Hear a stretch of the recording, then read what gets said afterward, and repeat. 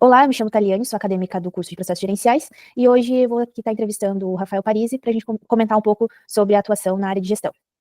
Então, Rafa, para a gente começar, eu acho que você pode começar se apresentando e contando um pouquinho para a gente como é que foi a tua trajetória até chegar nesse cargo de gestão que você atua hoje. Olá, Taliane. Meu nome é Rafael. Eu tenho um empório chamado de Trento, em Chapecó. Já fazem 4 anos, né?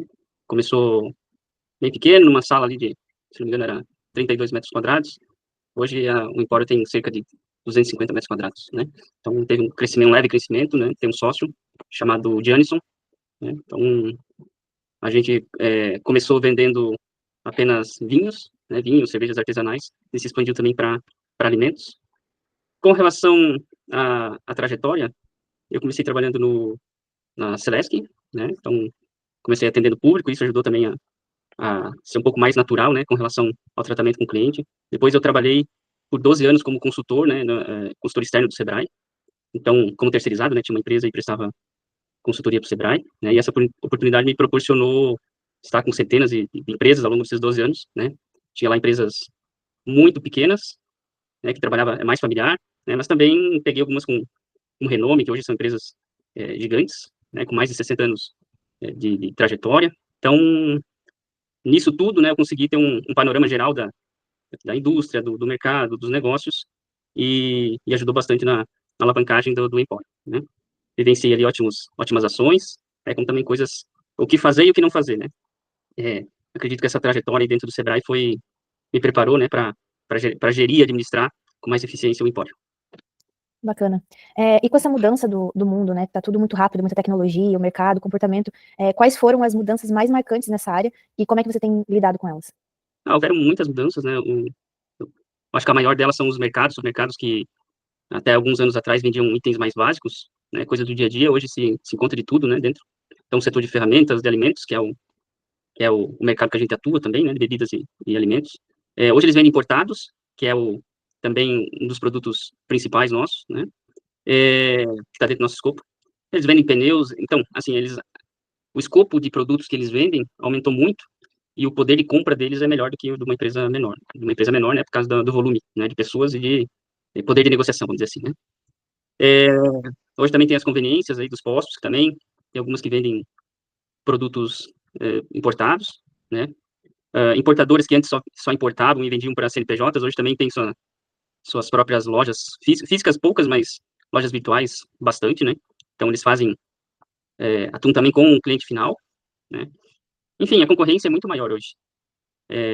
Outras mudanças foram relacionadas aos hábitos de consumo da população, né. Então hoje a alimentação mais saudável, mudou o tipo de produtos que eles buscam, né, o consumo da população mudou muito. Vendíamos proteínas, como por exemplo aquele presunto serrano, que é algo que vendia muito há um tempo atrás. Hoje não se busca tanto por causa dessa geração não busca proteínas mais vegetais, né, vamos dizer assim. Então, as gerações mudaram um pouco e também mudou o hábito de consumo. Esse foi um fator também que mudou bastante no nosso, que a gente sente, né, no nosso ramo, né. Então, essas empresas mudaram, né, e faz com que a gente também mude a nossa forma de atuar, né, buscando algumas alternativas, tá.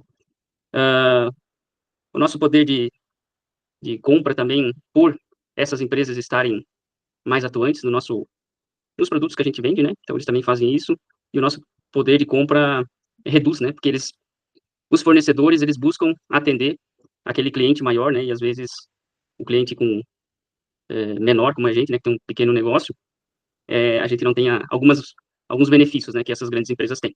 Então esses são alguns dos pontos aí. Bem legal. E na tua visão, quais são as habilidades que um gestor precisa ter hoje em dia, né, e desenvolvê-las para poder acompanhar esses desafios da atualidade? Tem algumas, né, poder de negociação, então com fornecedores, há muito intermediários, e em toda a cadeia, né, isso faz com que o produto fique mais caro para o consumidor final. Então negociar é muito importante. Saber negociar, né, saber a hora também de negociar, não é só negociar, não é todo momento, você tem que ver como é que tá o fornecedor, a situação, do parceiro, enfim, tá. Então poder de negociação. Acho que a gestão financeira também, né, o gestor precisa ter clareza do fluxo financeiro da empresa, né, o que entra em receita, quais são as despesas, né, despesas fixas, despesas variáveis, né, o quanto pode investir, qual o limite ali que tu pode investir, né, na verdade, porque uma parte do lucro, claro, tu reinveste, mas outra parte tem que tem que colocar como reserva de emergência, por exemplo, né? Então, tu tem que ter essa visão, qual é o limite de um e qual é o limite do outro, né? Gestão de pessoas, né? Não há como ter qualidade no teu negócio sem que as pessoas que estejam contigo ali não se sintam bem, né? Não se sintam importantes, que elas não tenham esse senso de pertencimento, né? Então, é outro fator bacana citar. E a a percepção de mercado, né? Características do consumo local, nem todo muda muito, né, de cidade para cidade, o que as pessoas consomem, a questão de gosto, tem regiões que gostam mais de uma determinada gama de produtos, então se você tem uma empresa lá, provavelmente, tu tem que atender aquele tipo de gosto, né, às vezes tu coloca um produto, por exemplo, Litoral e Oeste, que é Chapecó, onde que tem a empresa, né, se você colocar uma gama de produtos como queijos, por exemplo, lá no Litoral, as pessoas lá, elas consomem queijos mais do dia a dia, né? Enquanto que aqui no Oeste você consome queijos mais, alguns tipos artesanais. Então é diferente o padrão de consumo e eu tenho que entender, né, essa relação com o cliente e ter os produtos que ele costuma, né, e gosta de consumir naquele local. Então é percepção do mercado, né? Entender o que o cliente e o que precisa ter na empresa, né, para mantê-lo e também e o que precisa para conquistar outros clientes. Então seriam essas quatro, né? Poder de negociação, gestão financeira eficiente, né? Gestão de pessoas, fazer com que a equipe esteja contigo, né, em todos os momentos, até que elas tomem também decisões, né? Delegar essas funções, até para elas evoluírem, e percepção do mercado. Show de bola, muito legal a tua visão, Rafa. E para fechar, eu acho que a gente pode falar um pouco sobre o futuro, então, como você enxerga o futuro da tua área de atuação? O futuro da área de atuação, o nosso negócio, ele foi muito impactado como eu falei lá na primeira pergunta, muito impactado os grandes supermercados, né, as grandes redes. E, além disso, o nosso negócio ele é muito sensível às condições econômicas do país ou da região, né? Porque vendemos itens, não são itens de consumo básico, vamos dizer assim, então são produtos com melhor qualidade, né, com sabores mais pronunciados, mas não são itens básicos. Então, as pessoas, quem busca os produtos do Empório, são pessoas que querem algo a mais, né? Então, as condições econômicas do país ou da região influenciam muito, porque se o país está numa situação bacana, né, a pleno emprego, por exemplo, essas pessoas consomem, né, vão ter dinheiro para consumir produtos extra básicos, né, enquanto que se estiver numa situação ruim, né, que a questão do desemprego estiver alta, as pessoas não têm dinheiro, poder de compra, vamos dizer assim, né, poder de compra não está bacana, elas vão buscar algo mais básico, então o nosso ramo de atuação, ele é bastante prejudicado, né.